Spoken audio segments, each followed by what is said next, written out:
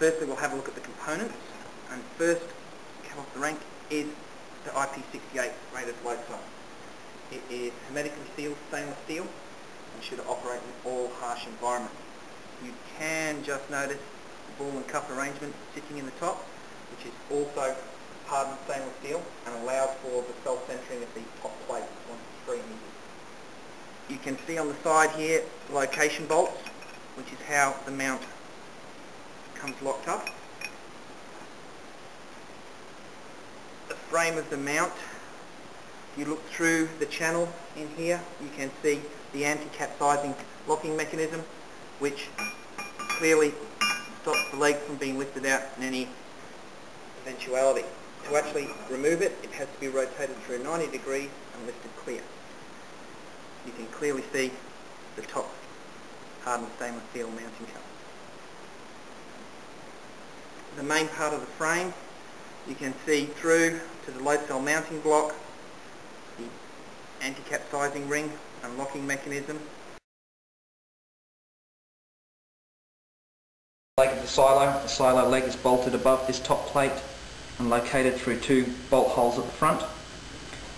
The base of the load cell mount is mounted by 3 lugs located around the side. The reason it uses 3 is for much easier positioning and self-centering on the floor, which is very hard to get using 4 location lugs.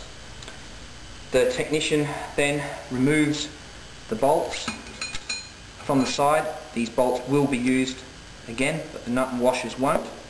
They're just to help with location. Bolts are removed.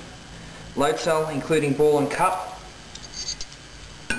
is now located under the leg, and using the bolts, these are slid down through the centre of the cell, and using the nuts, which are self-located underneath the base of the plate, it ties the bolt down. As you can see, once the bolts are completely down and tight, which, as stated earlier, you only need a spanner, you can now see that the leg of the silo is freestanding and rotates on the ball and cup nice and freely.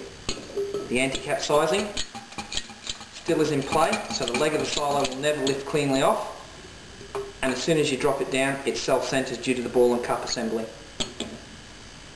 That is a lever mount installation. I've done these vessels many times in the past, and this would have made the job a lot easier.